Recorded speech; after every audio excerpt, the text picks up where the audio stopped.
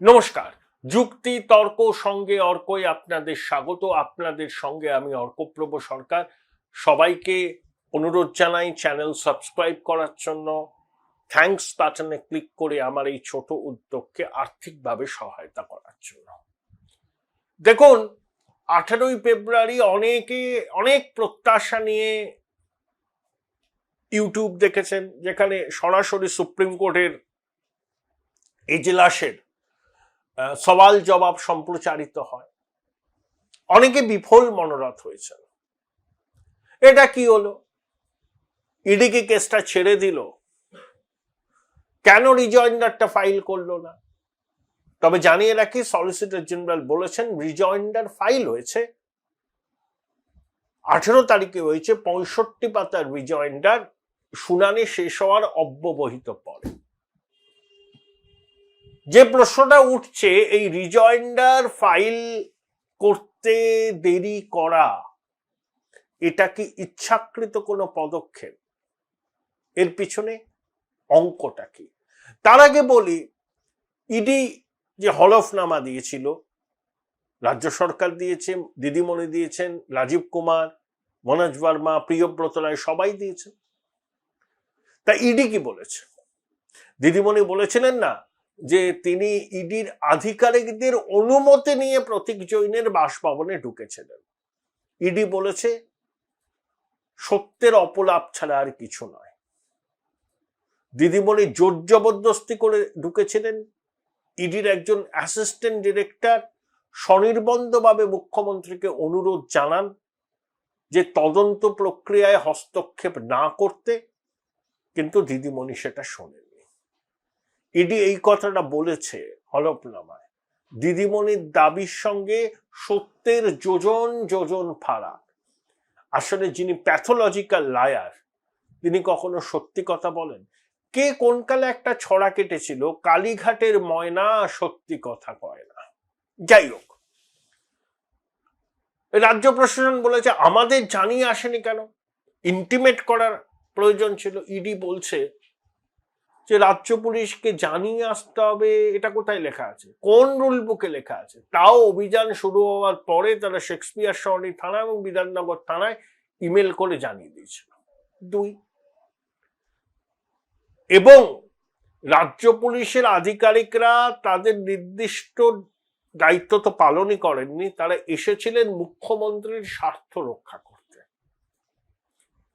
এবং এটা হলফনামায় বলেছে যে এমন পরিস্থিতি হতে পারত যেখানে কলকাতা পুলিশের সঙ্গে কেন্দ্রীয় বাহিনীর হাতাহাতি পর্যন্ত হতে পারত। সংঘাতের পরিস্থিতি এড়াবার জন্যই ইডি শেষ পর্যন্ত পিছু হটতে বাধ্য হয়। ভাবতে পারছেন? সংঘাতের পরিস্থিতি হতে পারত কেন্দ্রীয় বাহিনীর জওয়ানদের সঙ্গে কলকাতা পুলিশের। কোথায় আছি আমরা? কেন্দ্রীয় বাহিনী তো কোনো ভিনদেশি বাহিনী নয়, তার তো দেশেরই সুরক্ষা বাহিনী। কলকাতা পুলিশ তো কলকাতার পুলিশ, রাজ্যের পুলিশ, তারা তো আমাদের সুরক্ষা দেন। তাদের মধ্যে সংঘাতের পরিস্থিতি এড়াবার জন্য ইডি বিষয়টা থেকে সরে গেছিল। এবং দিদিমণি বলেছেন না, আমাদের সব গুরুত্বপূর্ণ সিক্রেট পলিটিক্যাল ডকুমেন্ট ছিল, সেগুলো ইডি হাতাতে গিয়েছে। ইডি বলেছে পলিটিক্যাল ডকুমেন্ট ছিল কি ছিল না জানি না, অনেক কিছু নিয়ে যাওয়া হয়েছে। তার মধ্যে কয়লা পাচার তদন্তের যেমন নথি প্রমাণও ছিল, তার মধ্যে পলিটিক্যাল কাগজপত্রও থাকতে পারে। যে এত জিনিস নিয়ে গেছেন বঙ্গেশ্বরী, তার মধ্যে কোনটা তার রাজনৈতিক দলের জিনিস আর কোনটা কয়লা পাচার মামলার তদন্তের তথ্য, সেটাকে আলাদা করা তো সম্ভব নয়। এবং আইপ্যাককে নিশানা করা হয়নি, আইপ্যাকের কোনো সাবসিডিয়ারি সংস্থা যেখানে কয়লার টাকাটা ঢুকেছিল, এটাও ইডি হলফনামায় জানিয়েছে। এখন 18ই মার্চ শুনানি হবে। আমার ধারণা, এবং আমি বিভিন্ন সূত্র মারফত যে খবরটা পেয়েছি, এটা ইডির অত্যন্ত ক্যালকুলেটেড মুভ। তারা ইচ্ছা করেই কালকে রিজয়েন্ডারটা কোর্টে জমা দিয়েছে 65 পৃষ্ঠার, ওই শুনানি শেষ হওয়ার অব্যবহিত পরে। দেখুন, সলিসিটর জেনারেল তুষার মেহতা, এসবি রাজু যিনি ভার্চুয়ালে ছিলেন, তারা তো কেন্দ্রীয় সরকারের স্বার্থটা রক্ষা করেন এবং কেন্দ্রীয় সরকারের মনোভাবটা বুঝে নিয়েই তারা ইডি কিন্তু এটা করেছে।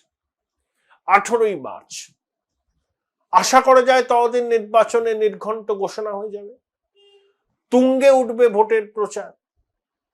সেই আবহে সুপ্রিম কোর্টে যদি কয়েক দফায় এই মামলাটার শুনানি হয়,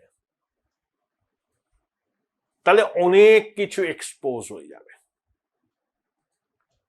ইডি কিন্তু এটাই চাইছে, কেন্দ্রের শাসক দল এটাও চাইছে। ঠিক নির্বাচনের দোরগোড়ায় রাজ্য দাঁড়িয়ে সেই মুহূর্তে সুপ্রিম কোর্টে বিচারপতিরা বলেছেন 2 দিন শুনানি করব, 18 এবং 19 মার্চ। সওয়াল জবাব হবে, ইডি বলবে, এদিকে কল্যাণ ব্যানার্জি, অভিষেক মানু সিংভি,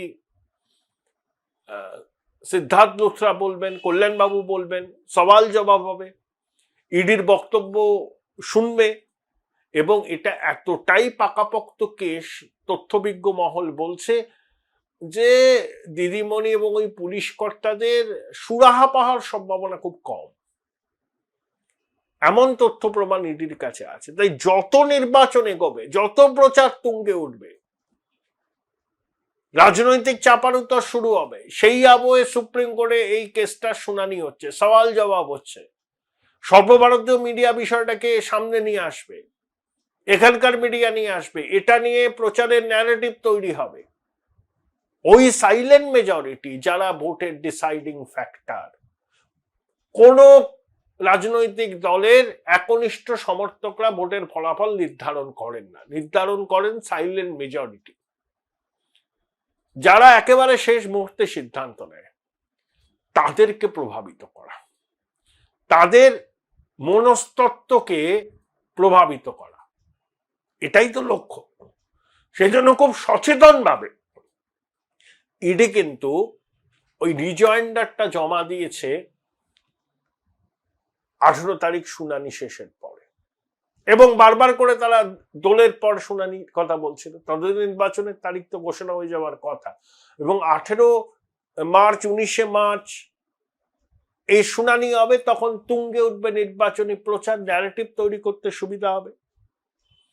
ইতিমধ্যে ইডি হলফনামায় কি বলেছে সেটা সংবাদ মাধ্যমে ফাঁস হয়ে গেছে, এবং তার মোদ্দা কথা হচ্ছে বঙ্গেশ্বরীর বক্তব্যের সঙ্গে সত্যের বিন্দুমাত্র যোগ নেই, বরঞ্চ যোজন যোজন কিলোমিটারের ফারাক। সব কাগজে বেরিয়েছে, অনুপ্রাণিত গণমাধ্যমও বার করতে বাধ্য হয়েছে ইডির হলফনামায় কি ছিল। জলটা গরম হলো, তারিখ ঘোষণা হবে, নির্বাচনে প্রার্থী তালিকা হবে, প্রধানমন্ত্রী, স্বরাষ্ট্রমন্ত্রী সবাই আসবেন, জনগণ তখন নির্বাচনী উত্তাপে গা ভাসাবেন।